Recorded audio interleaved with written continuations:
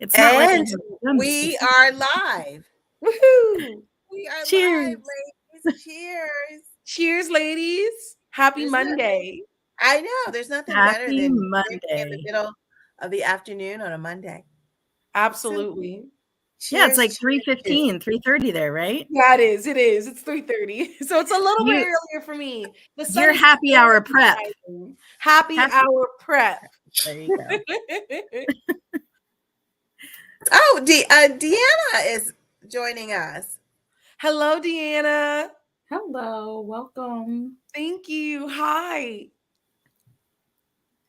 How are you doing today? I'm doing good. I was off today. I worked last night and work kicked my butt. So I had a day to relax. Oh. Good. Little Good. wine to start.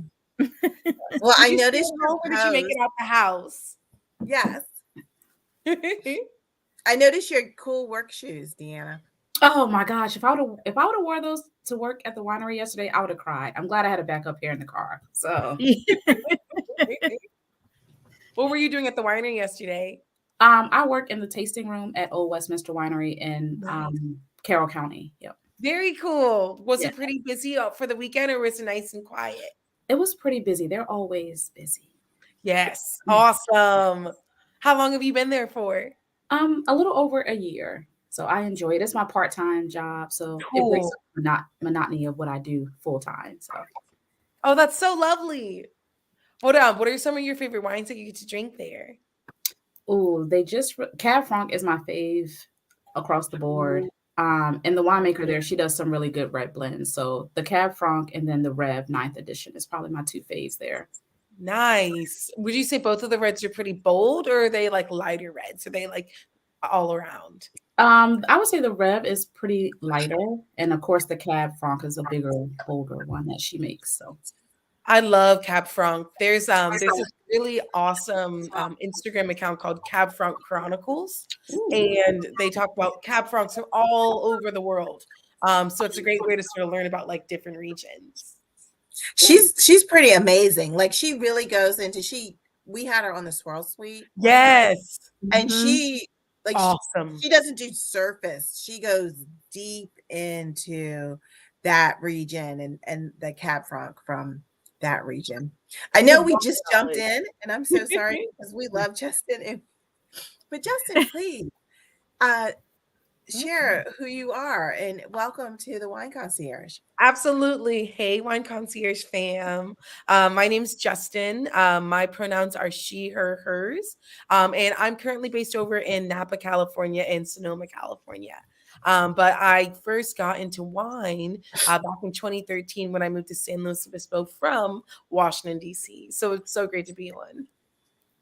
But so you're just like kind of like I just moved from Washington D.C. But you got to tell the whole history and the name of your label and how that came about.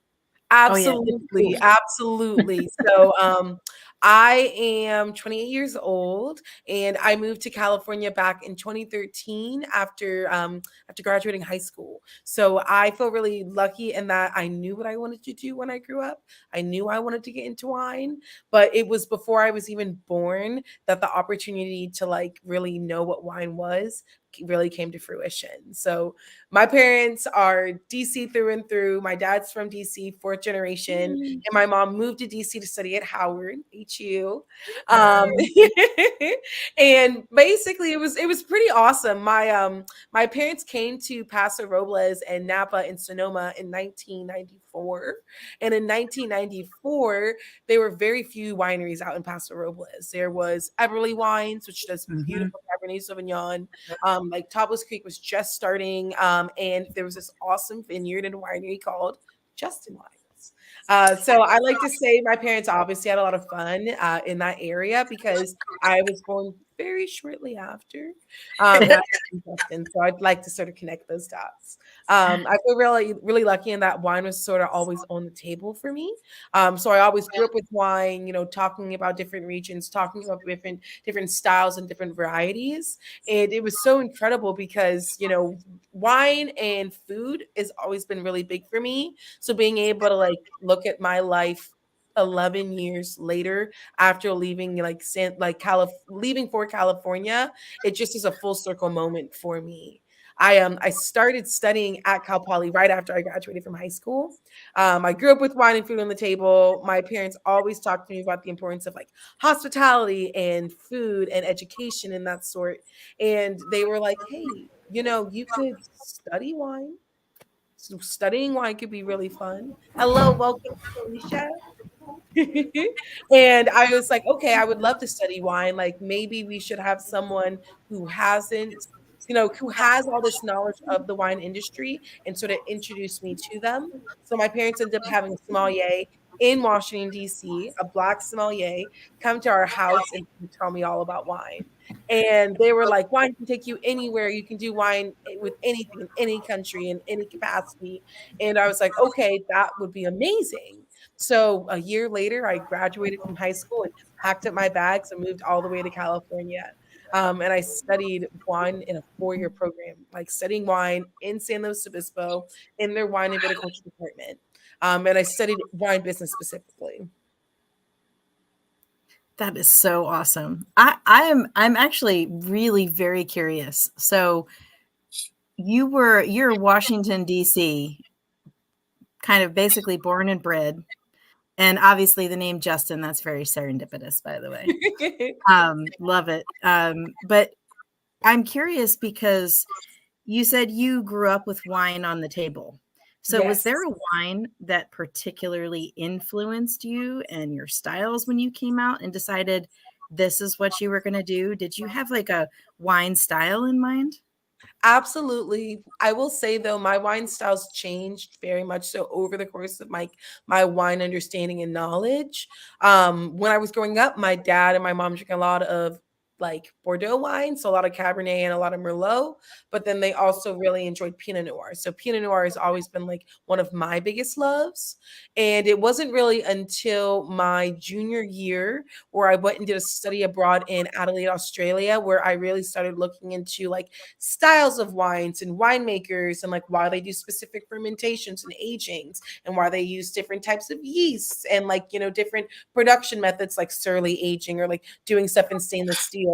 And like my junior year I basically went out and came back from the study abroad in Australia and did my very first harvest. So since 2016 I've done, I think at this point counting maybe 16 vintages.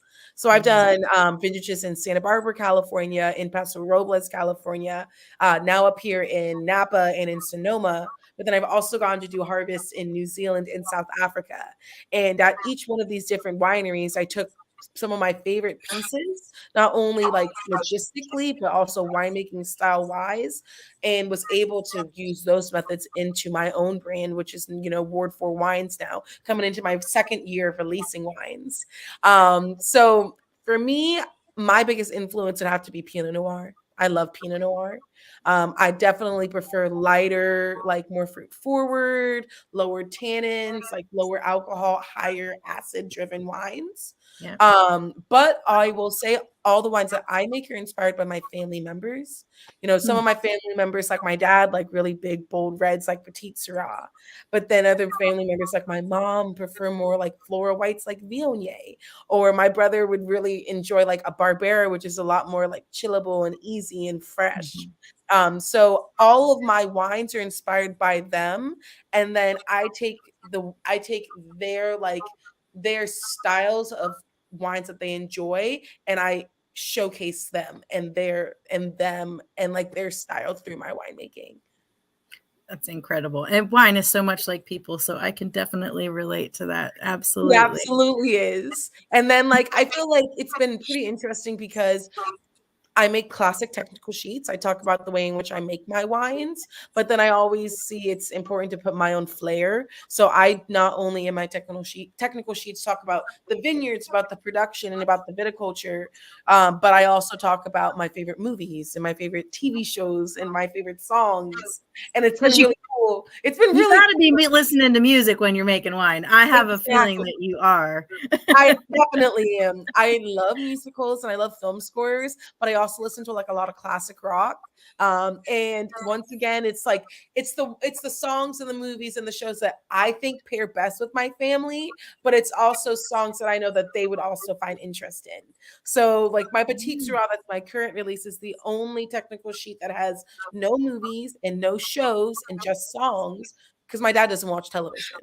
Like my dad is like a music in the car guy. He always gets the best stare that he can. He doesn't really do a lot of television or movies. So it's always really fun to be able to have the opportunity to like get to showcase his love for songs. Like one of my favorite songs that I pair with the Petite Sirah is "You Don't Mess Around with Jim" by Jim Croce.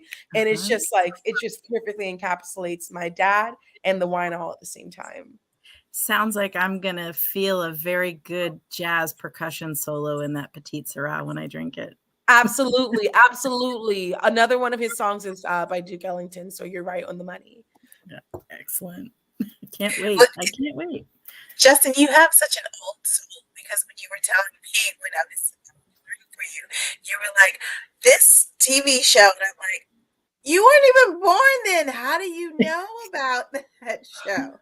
I've watched everything I can. Like, I will not lie, I'm a total adventure girl. I love to go out and hike, but for me, there's nothing quite like cozying up, you know, with my partner, by myself, with my mom, and getting just to like dive deep into a great series, to a great movie, and not only like watch them, but then also like the breaking down of stuff at the back end is super super fun.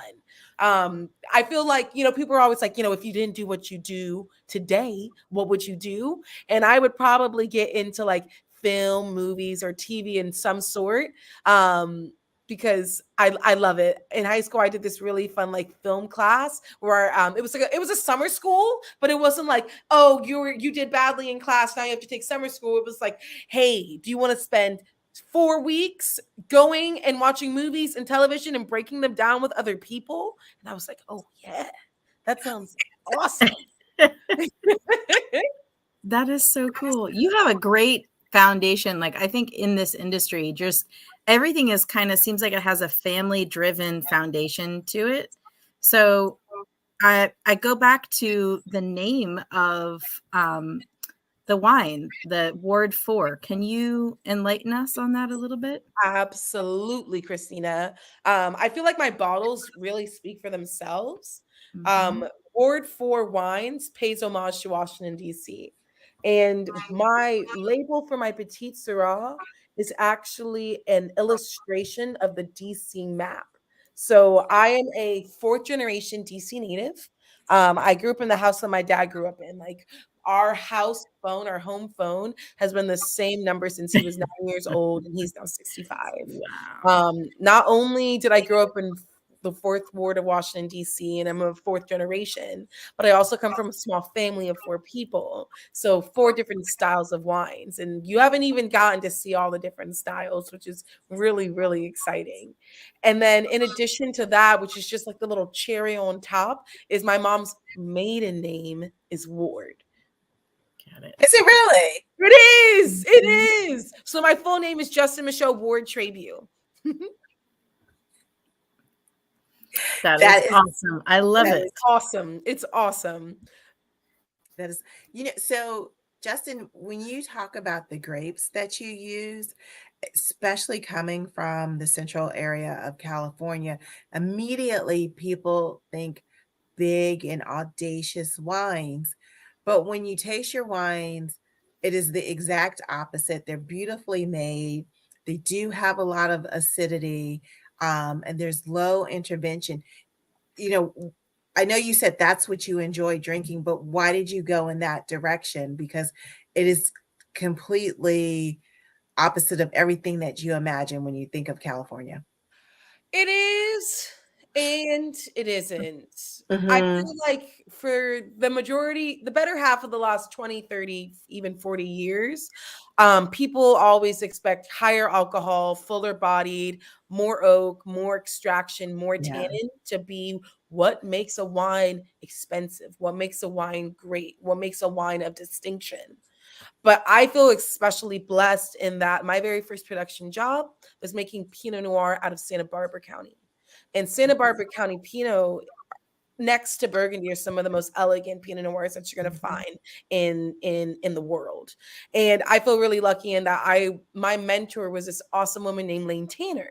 And Lane Tanner was the first woman winemaker based out of Santa Barbara County. She started in 1981.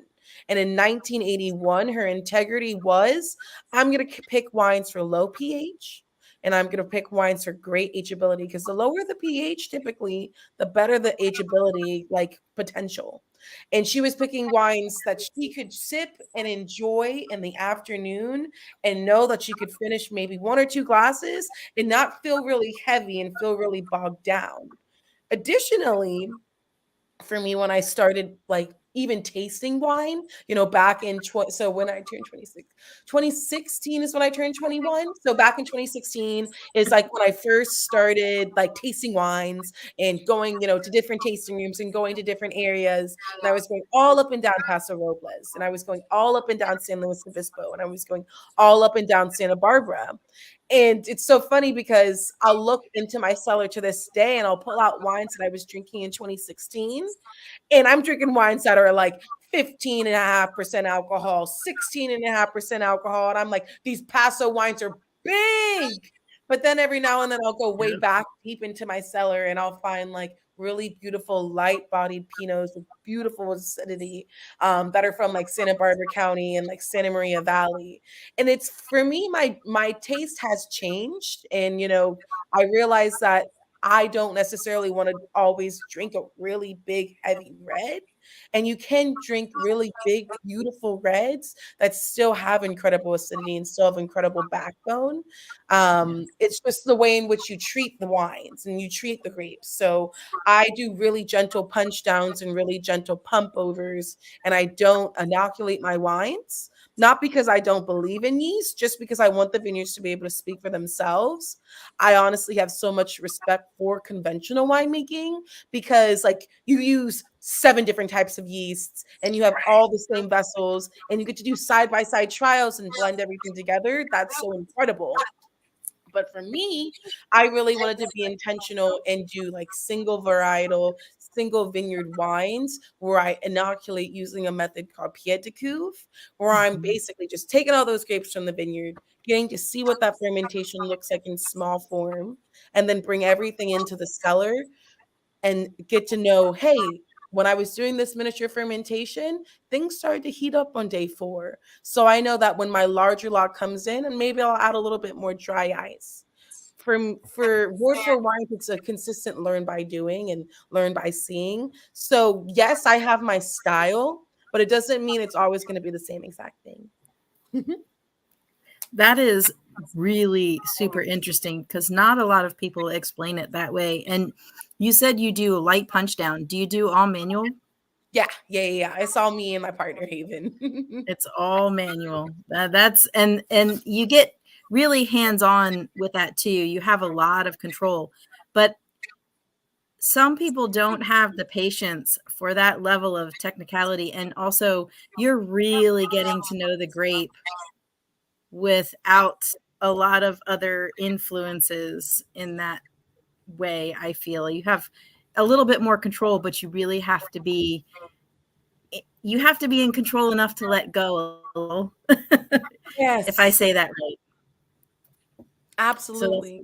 So that's a very intensive winemaking process. So kudos to you for doing that, because the wines are coming off exactly how I feel like you're wanting them to. It's very fresh, very lively, but they have so much flavor to them. I mean, the texture is there, so there isn't anything I feel like that's missing at all.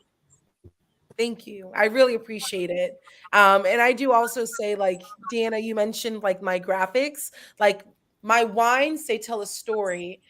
And then the label tells that like full encompassing, like finishing to that story. So all of my label artists, they're different women of color from Washington, D.C. So like all of these artists that made these labels, I either went to high school with, or I'd met them like over the course of my time going back to DC and just like networking with new cool people. And they're all like DC natives. So I'm just like making sure to get that money and get that like that love and that like visibility back into the community. Because even though I'm far, I'm still pretty close. Hey, we're drinking your wine out here on the East Coast, so I'd say that's pretty darn good. It's pretty darn good. Like honestly, I wake up every morning, Christina, and I'm just like, this is the thing that I envisioned. This was my dream, to be able to make California wine and, you know, be able to hone in on my craft and do my thing, but also be able to show my love back to my community in DC and get to build new connections and new relationships and be able to fly back home to DC and see my family. It's just all so awesome. You know, I was in DC at the end of January for the Bay Grade grand opening. Leslie was here pouring with me. And it was so incredible just to be able to go home, talk about my wine, talk about my story, and then go home to my house in DC and hang out with my mom and my dad and my brother and just, you know, catch up and drink wine and play games and watch television. And find out if your brother still is fresh or he's like up in it a level. Exactly. You need another wine. Yes, it was so great to meet you in person. Yes. Alicia, are you drinking the Barbera? Do you have that finally in hand? Yes. So do you think that you would ever move back to this area? There's so many people who have these tremendous careers on the West Coast. I think of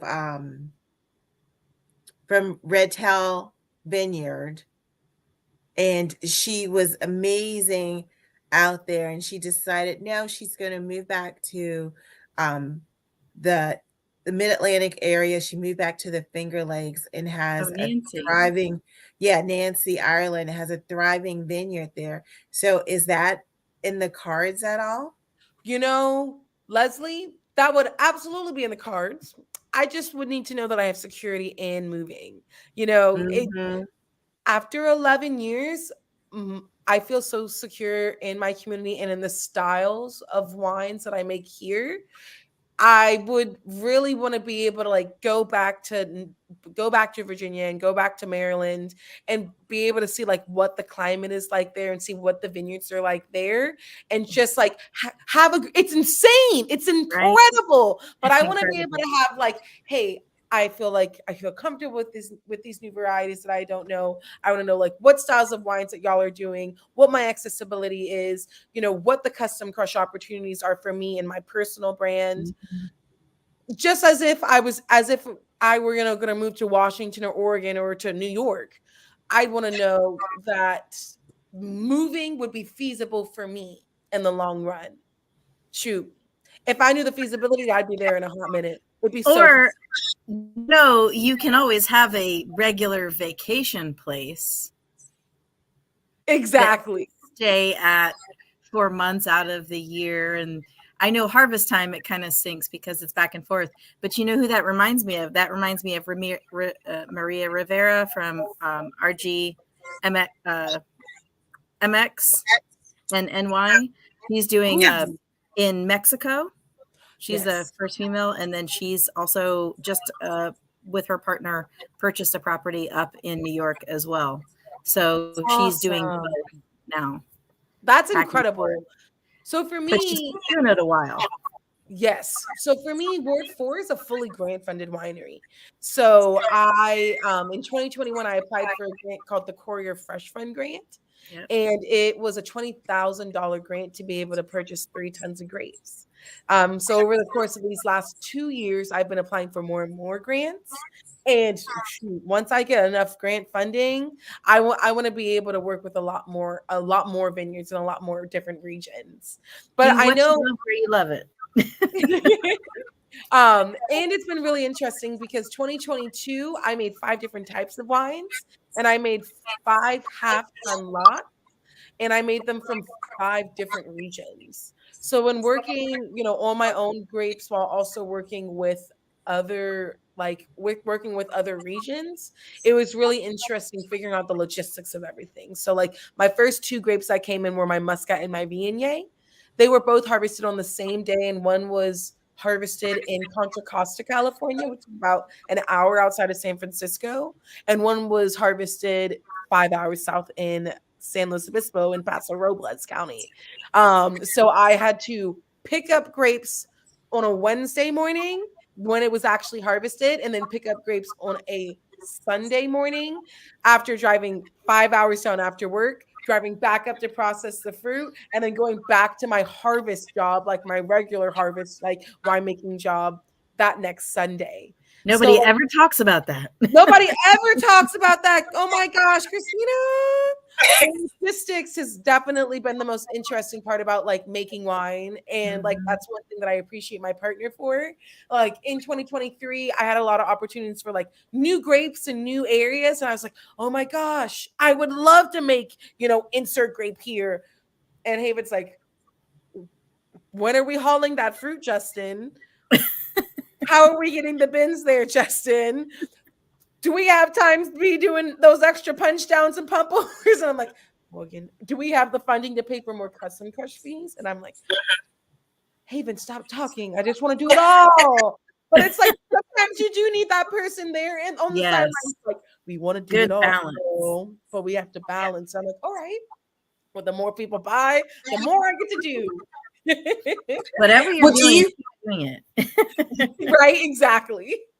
How do you select the vineyards that you want to work with?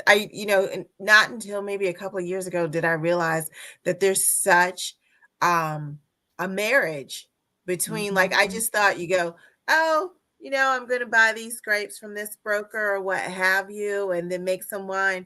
But I didn't realize that there's definitely this marriage and relationship between the vineyard managers and the winemakers of what you're looking for. So how do you make that selection?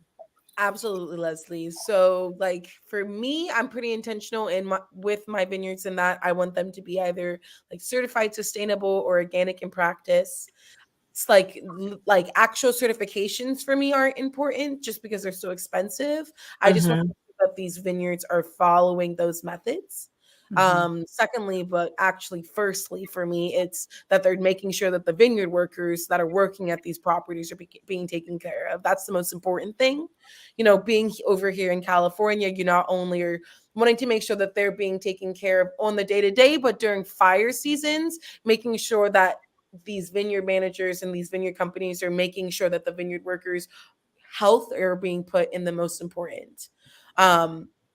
For me, I want to make sure that everything's going to be handpicked as well. So everything's either handpicked by the vineyard workers, like the vineyard stewards, or by myself. I actually pick a lot of my own fruit, which is really, really fun. So it's either me, myself, and Haven, or it's me and a group of different friends that come and help me. 2023 was really fun. I actually had 2 different teams come and help me for 2 different picks. So I got to pick 2 of my own vineyards this year, which was awesome. And then 2 of my other vineyards, I also purchased. We had vineyard stewards that worked with and picked all those grapes. I source from areas that are typically outside of like really expensive spaces. So I'm not sourcing from Napa just because I'm priced out. But I source from Paso Robles, Mendocino, California, up in Dry Creek, like up in the hearts of like Sonoma Mountain, up in like the Healdsburg area. And then I also source from Paso Robles over in Adelaida, over on the west side of Paso. And all the places that I am sourcing from and working with are family owned. So there are a lot of really great wine companies like Gallo and Constellation, and they have all these different vineyards all over the state. But typically they have like set contracts that they either have within their own like Gallo corporations or like Constellation like groups. So it's like I don't even have access to ability like to even touch those vineyards. But then sometimes there are companies that are like, hey, actually, we are a larger company, but we can sell to you. But But a lot of these places that are like, hey, we're larger, but we can't sell to you, they typically have a tonnage minimum. And I feel like a lot of people don't talk about tonnage minimums, because there are minimums not only in picking your grapes, there's also minimums in crushing your grapes. So you typically have custom crush minimums, like typically 10 tons minimum for crushing, or you have 10 tons minimum purchasing of grapes. So it's like, oh, hey, you want to make Chardonnay? You can, but you got to make 10 tons of it. And then you got to sell 10 tons of Chardonnay, obviously like in bottle form, but it's like, that's a lot of wine. So you're going into it like, oh my gosh, I'm making wine. But now I have so much wine to sell. Which is why I feel really, really lucky. Alicia, you mentioned like vineyards and custom crush. I make my wines at a custom crush over in Sonoma called Obsidian Wine Company.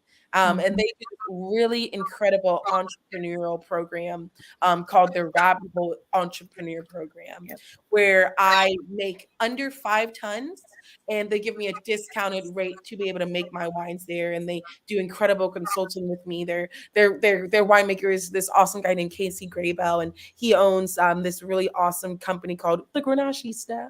And the Grenachista specializes in Grenache and Grenache Blanc from these incredible vineyards.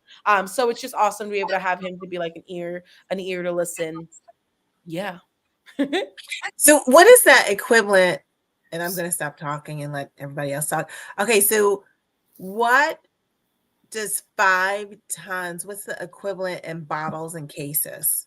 I can't do the math off the top of my head for 5 tons, but for me, I'm doing my stuff in more or less like half-ton lots. So a half a ton of grapes is about 2,000 pounds. Is about 1,000 to 2,000 pounds. A half a ton of grapes is going to give you a single barrel and maybe a few kegs worth of wine.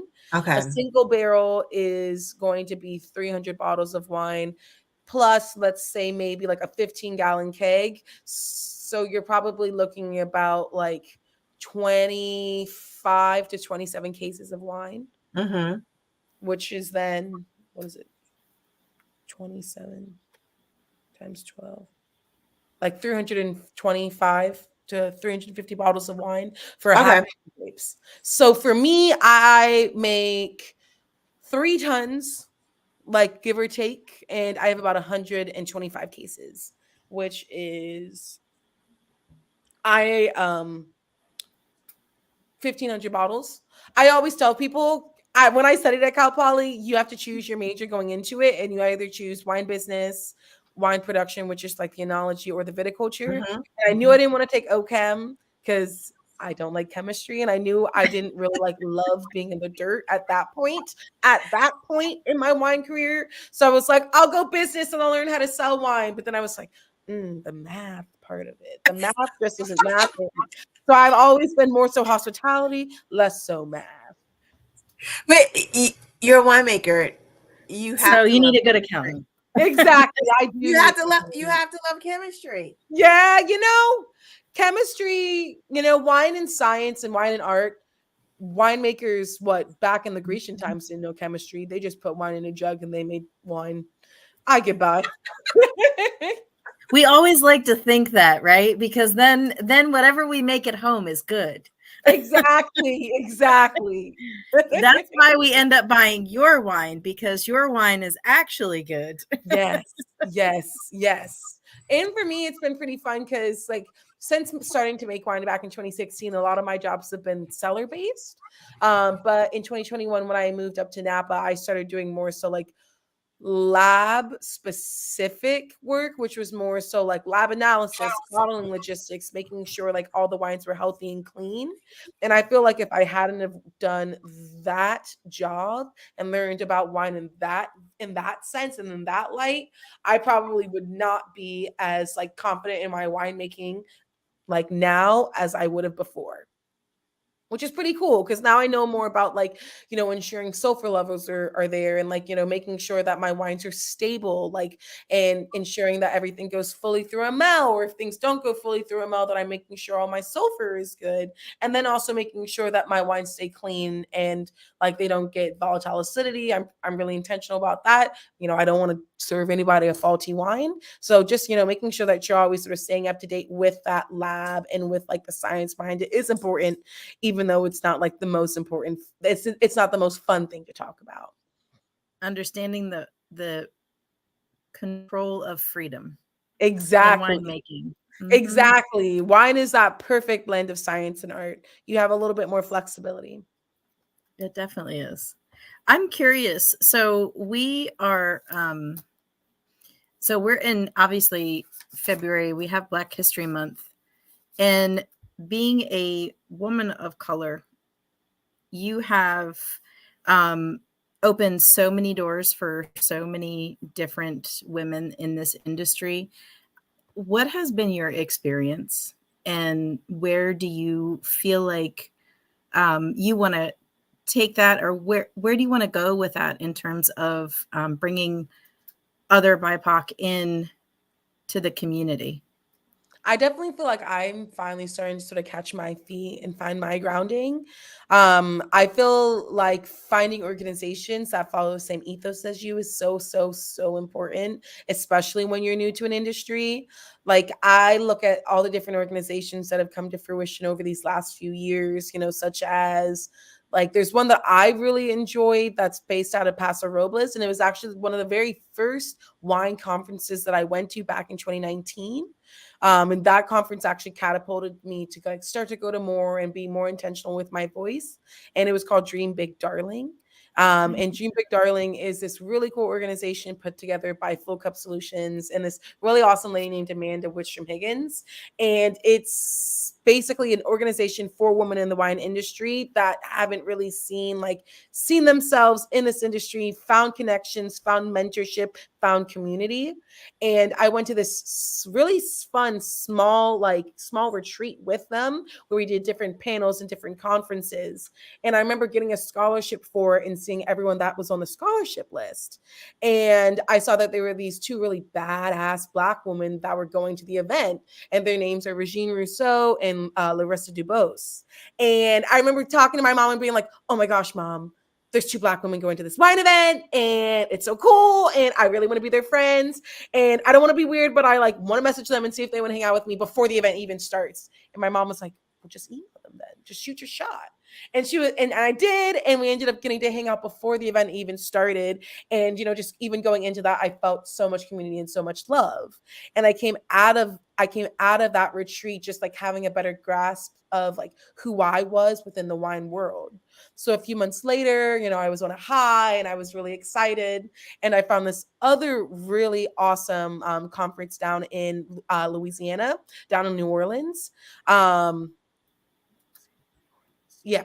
And it was called Radical Exchange, put together by this really awesome woman named Ashton Berry. And it was less so specific to wine and more so an entire hospitality, beverage, food conference where we learned about the history of Black women in wine and Black women within the history of hospitality.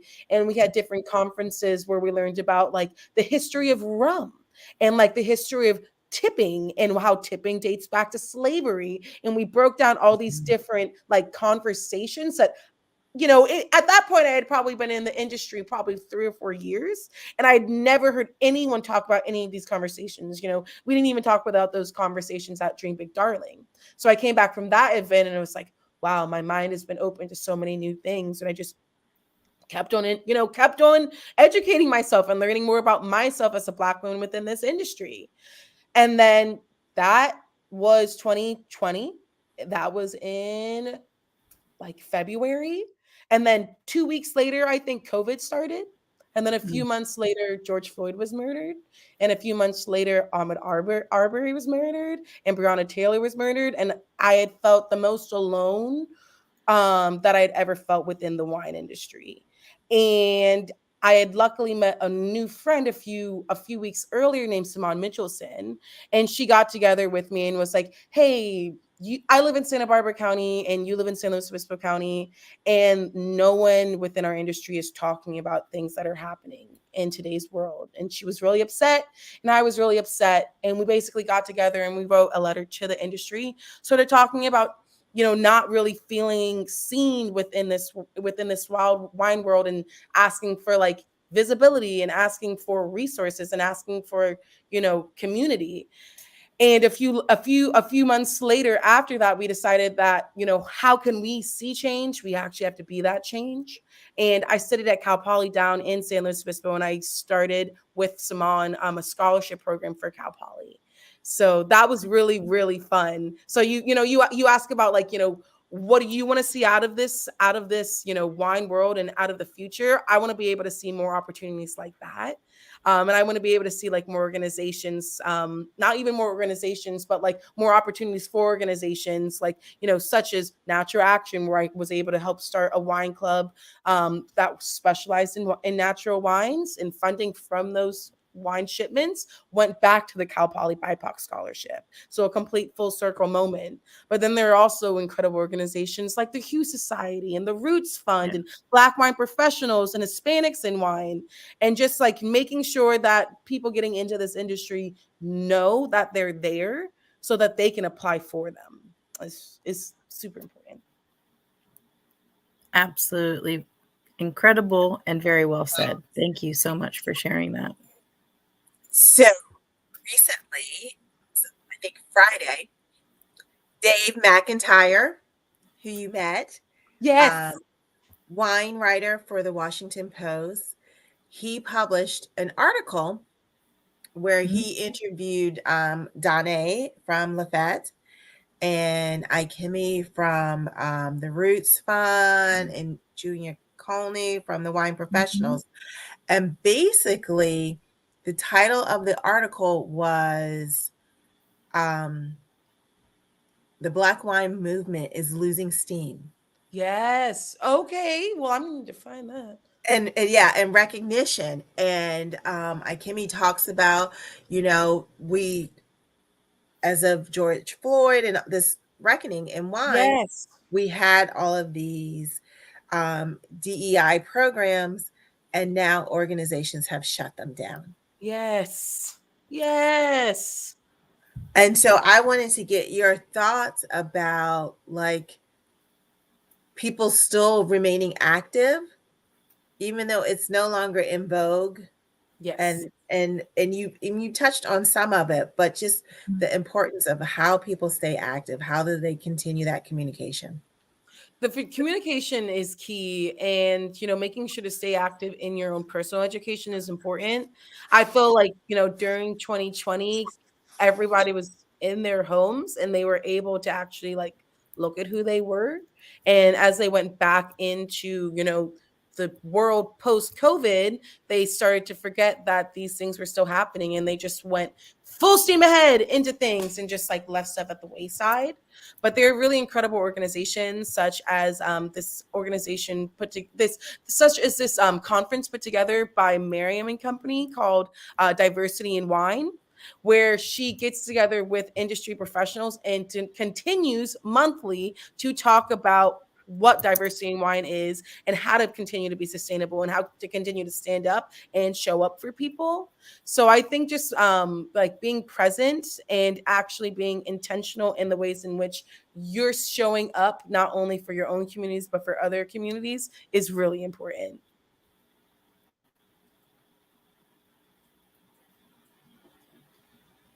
Thank you for that. Of course. Thank you for that. I just wanted to, we have like two chats. We have the chat that everybody else sees, but then we also have a private chat. Yep. And so I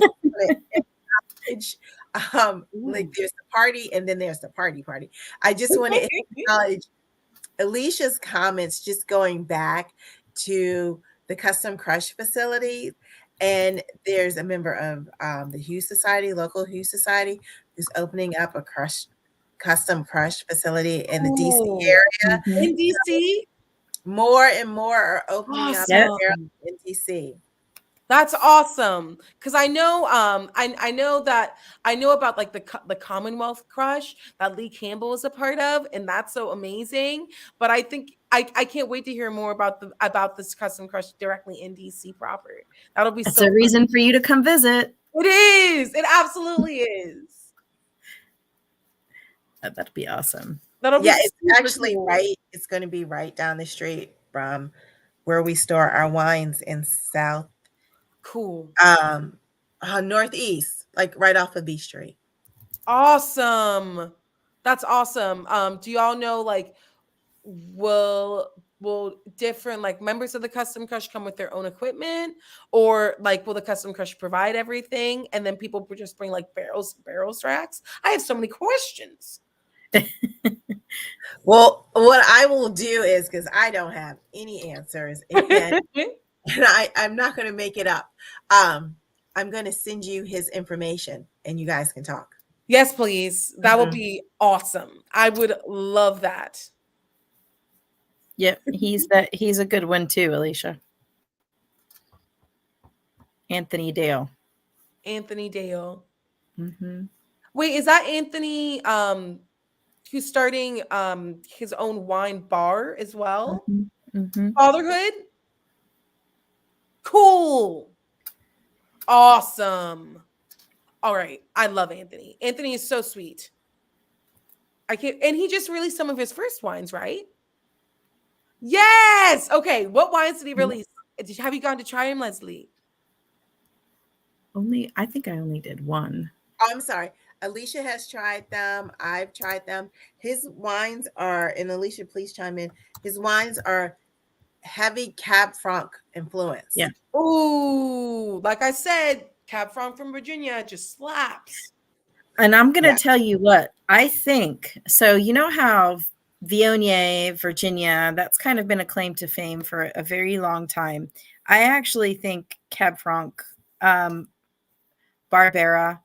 and Syrah from Maryland is, yes. I think that those are going to be some grapes to watch, because I think Maryland has a little bit more of a transition to go through and figuring out, it's kind of like, I think on a 14, maybe 21 year cycle right about now, and figuring out which grapes are really geared towards certain areas. There's so many microclimates. But I know y'all do beautiful Chardonnay. Yes. Over on the East Coast. And Chambourcin. So Chambourcin. Yes. Mm-hmm. Yep. So good. Syrah and Cab Franc. I think Cab Franc is going to come out. You know how you can really differentiate the difference between Cab Franc in certain parts of Bordeaux and certain parts of France from other areas? I think Maryland is going to present a lot of Cab Franc in that manner, and you're going to be able to really identify Cab Franc from certain areas. So that's just a little input for you when you do come out to visit, and things to check into. Awesome. I got to drive when I go over there. That's one thing that I need to do better at. When I was growing up in DC, I was like, Metro all the way. I'm going to take the public transportation. I'm just going to become a walking city girl. And then I never learned how to drive in DC. Never drove. Have never driven on the East Coast. Used to take the Greyhound bus, used to take the Peter Pan bus to get me to New York.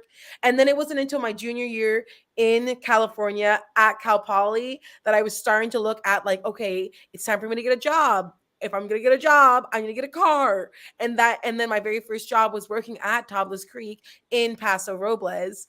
And I was like, Dad, that's a 40-minute drive. I need a car. And my dad's like, okay, but do you trust yourself to drive? And I was like, I have to. Let's do it. And look at me now. I drive all up and down California. I still don't drive on the East Coast, though. So Leslie, we have the Vino 301 bus, so maybe we have to do a Justin Winery.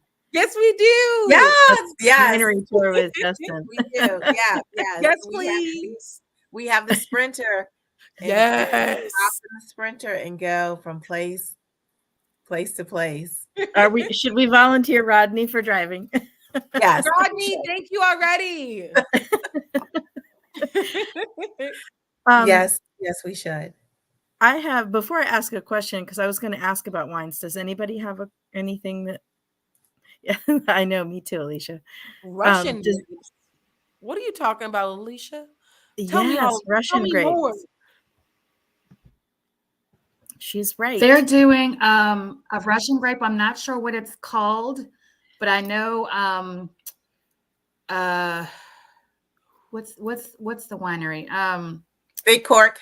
Big Cork is doing that. And then I think Callie at Two Lions also has gotten some other Russian grapes that she's been working with as well. Awesome. There's one that we made like a flower.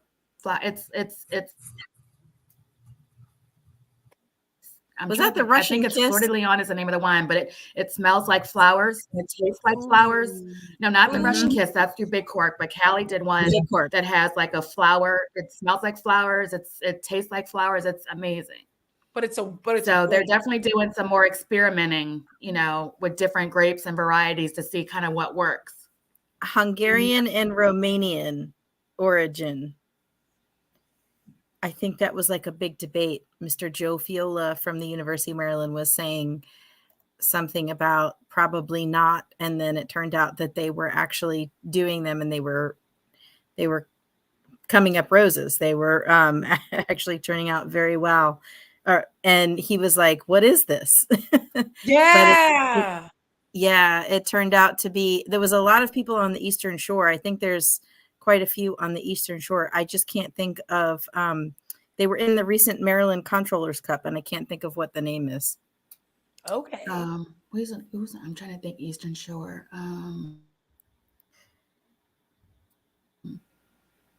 Not far Eastern. Sorry, are you thinking Crow Vineyard, Eastern Shore? Crow Vineyard, and that's in Maryland. It might be. It's in Eastern Shore. It might be Crow, or it might be what's the other one that's right near Crow? Breau or Breau Vineyard. Breau Vineyards. Breau's in Virginia. Nope, it's not in it's not on the Eastern Shore. Well, they were doing, I know that, no, it's not, that one's not the one on the Eastern Shore. Either which way, I know it was on the Eastern where it started, and they were using Muscat Canelli in the blend. Are you thinking of Chateau Boudet? Is that who you were thinking of? No, it's actually, I was thinking of, but I know the Canelli they also have at Big Cork. Yes. They do. They made it aromatic. They did some bottling for the Russian embassy. There was an event in DC. Ooh. And there was a wine that was presented at an event for the Russian embassy, I believe. And I cannot think of what it was called. That's so cool. Yes, that's very cool. Oh, that's awesome. Talk about like finding your niche. Like that would be really interesting if a Virginia or DC or Maryland winery got some land, chatted with all the different embassies, and was like, "What grape do you want us to plant?" And then like, "All right, I'm gonna go and plant Austria." You're like, "I'm gonna plant some Saint Laurent for you." They go and they plant some Saint Laurent. They gotta wait 3-4 years, but they're gonna eventually get some grapes in there, and then they sell those grapes. They make the wine, and then they're just like, "I'm gonna do this," and France gets some, and Austria gets some, and Russia gets some, and Germany gets some. How fun would that be? And then that could be a really cool incubator class, and then like kids could come in and learn about the vineyards and do like seasonal pruning and learn about flowering. My mind is just everywhere because that would be fun. Sounds like somebody's got a job. So you have your idea. So that means you're coming back to do that, right? Right. And speaking of grapes, you have a couple of wines that are coming out. Not only your new, your most recent vintage of Barbera, but maybe tell us a little bit about how that's different than the last one. But the other two things that you had mentioned, I think Muscat and Petite Sirah. Yes. So my current vintage that I just released is my 2022 Petite Sirah. This is the only wine from 22 that actually saw a little bit of extended aging. So 16 months in barrel, both neutral and new French barrels. 100% Petite Sirah or certified organic fruit from up in like the mountaintops of Dry Creek. So beautiful mountaintop called Bradford Mountain, and the vineyard property is called Grist Vineyard. That is my dad's wine. So it's bigger, it's bolder, but it's still made like a wine that I want to drink drink. So it's the perfect balance of everything. And then I'm also going to be releasing later in the springtime my muscat. That's one of my favorite ones. Perfect for the springtime. It's extremely floral and it's completely dry. So really, really dry, really crisp and refreshing. And it's got like all of these really beautiful like floral characteristics, but then it's still sort of salty. It is a skin contact wine, so it's sort of like a orange sherbet kiss. It's a beautiful color, and that wine I'm especially excited for because it's probably one of my like most fun, like artsy labels. It's me in witch form, like sitting amongst like a grove of mushrooms. So that's going to be really cute. And then what'd you say? My wine witch, exactly. The wine witch is on the front. And then I'm gonna be releasing. I haven't really decided when I'm gonna bottle my Barbera. Just sort of taste and see and taste and see and taste and see. What a hard life it is. What a fun life it is. I'll be releasing my 2023 Barbera. Muscat is coming from the same vineyard as 2022, so all fruit coming from Contra Costa, back at Cecchini Vineyards. And then my Barbera for 23, I'm actually sourcing from two vineyards. One vineyard's going to be in Contra Costa, and one vineyard's going to be in Sonoma, like in downtown Sonoma proper. And it was pretty fun because I did like one small quarter ton and one that was closer to about 3/4 of a ton, so 2 bins. And I brought in my small quarter ton lot, actually let that start to ferment natively, did not do a pied de cuve. So it took off on day 4. And then I ended up using that smaller quarter ton lot to inoculate my 3/4 tons that came in later. So that was really, really fun. It's just a little bit bolder, but it's still under 14. So it's still a really like elegant, like supple Barbera that is absolutely fun and chuggable. And that's all I got coming up. Because y'all are going to have to wait until 2025 for Petite Syrah 23. That's the only one that y'all ever have to wait for. When does the Muscat come now? That's going to be April. Probably April. Okay. Got it. Okay. And I probably have about 20 cases of Petite Syrah left. So I'm really excited about that. Okay. We have to plan, Leslie. Yeah, we do. Yeah, we do. I'm really excited about 23. 2022, I made 3 tons of wine, 5 different varieties. 2023, I am making 3 tons of wine, 3 varieties. So y'all get more of each wine. So I have more to play with. And then 2024, I'll probably work with the varieties that I didn't get to work with in 2023. And it'll be a great way for me to be able to do everything while still being financially responsible. And as I continue to grow, I get to make more goodies. We will continue to buy those goodies. Yes, please. I always say every bottle purchase ensures I get to make another bottle for you. Excellent. I'm so excited for you. I am so very, very excited. So happy about your wine and really, really enjoyed your share. Thank you. This is so much fun. We just have a couple of more minutes. And so I just wanted to open up the floor. I know you've been doing a lot of talking. And Alicia or Deanna, if you had any questions or comments that you wanted to make. I did have a question. Leslie and Christina, thanks always for bringing us these amazing sessions. Justin, you do all the things, your energy, your passion, like it's literally like on me from tonight. Just quickly, what do you do for like self-care, to reflect, to reset with all the things that you're doing?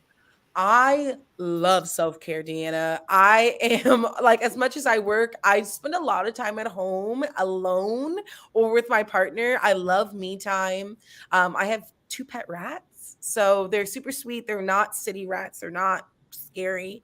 They're fancy little sweeties. Their names are Dolcetto, which translates to little sweet one, and Pinot Gris, which she's got these cute little gray spots on the back of her white back. So Pinot Gris, just like the grape. So it's super fun. So I spent a lot of time playing with my rats, watching movies that I love, watching television that I love. I read a lot.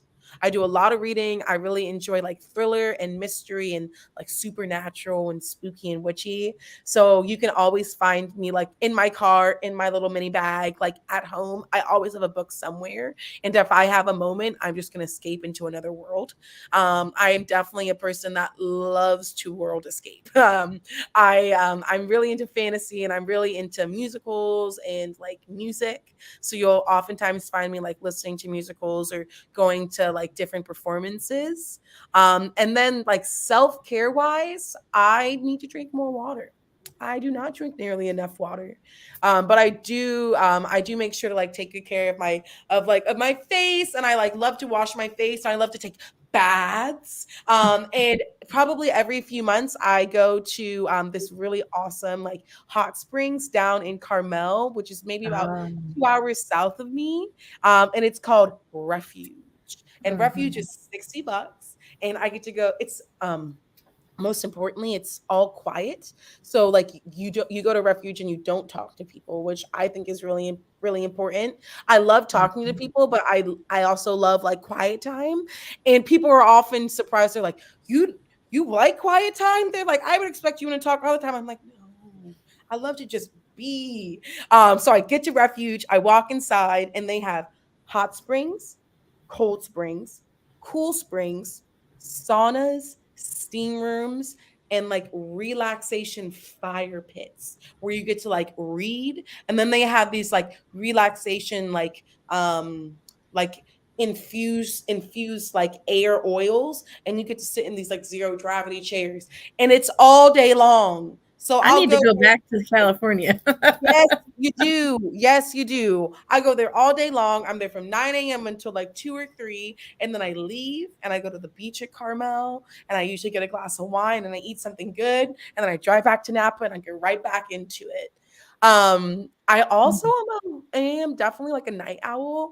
You know, there's always that saying, nothing good happens after like, 1 or 2 a.m. But that's actually when I feel like I do the best work. I do love being able to work when the world is quiet. So I love staying up late. But then I usually end up sleeping in the next day. So it's a little bit of that balancing act.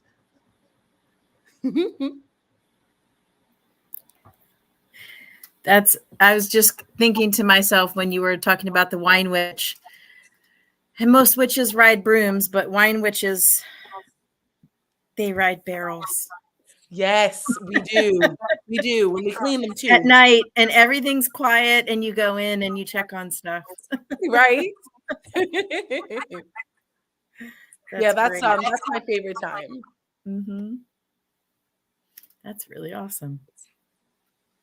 And I'm excited because in April, I'll get to go with my partner Haven, and we're going to go to San Francisco to this orchestra, like to the symphony, and they're going to have a live orchestra play alongside the Lord of the Rings Fellowship of the Rings. So I'm probably going to cry, and it's going to be awesome. That's very cool. That's really cool. Seriously cool. What wine are you going to have with that now? Ooh, it depends if I can sneak a wine in there. If I had to be able to sneak one in and it's April, I'm probably sneaking in a bottle of Muscat. Now you're going to have to give it to Haven because exactly you just announced that on live. I'll put like just little baggies all around. Right. Well, I was curious, but I wasn't going to ask because when I first met you, Justin, you had your pet rats with you, and I was like, oh, I don't know what the life expectancy of the rats are, so I didn't want to. I wasn't sure what the demise. 5 years maximum. It's typically closer to like 2 to 4. You let me know. They're over there in their room. I can show you them. They're real sweet. I won't scare anyone today. I'll show y'all another day. My sister's a veterinarian, and she swears by pet rats. She thinks they're so smart and they're very Yes. lovable, and they really are. Yes. They really are. They're really so sweet. Yes. We're gonna have to see a wine after them. Yeah. Well, I also thought it would be funny to like, and I feel like someone probably has already like trademarked it, so you probably can't use it. But I thought it would be fun to have a wine called like Cellar Rat, like Cellar Rat wines, where it's like an easy like $20 chuggable wine, and it's just got like these two rats, and they're just like cheersing. I don't know. I think that'd be awesome because it's like you call cellar workers cellar rats, or at least I do. I'm a cellar rat. I just sort of scurry around and I gain a mischief. That's perfect. Yes. They do things we don't even know. Thank you so much, Justin, for sharing. Yes, thank you. And So thank you. Thanks for supporting and supporting us, and our wine club members love your wine, and thank you so much for supporting me, ladies. This is awesome. We look forward to so many more awesome things from you. So those who are following us right now, we also have another live this week. Yay. And so we have Danny Glover, not the actor. Everybody asked that question. And we will be on this Thursday. So make sure you join us. And thank you. If you have any questions, put them in the chat, and we're happy to respond to you. Have a great evening, everyone. Have a great evening. Thank you.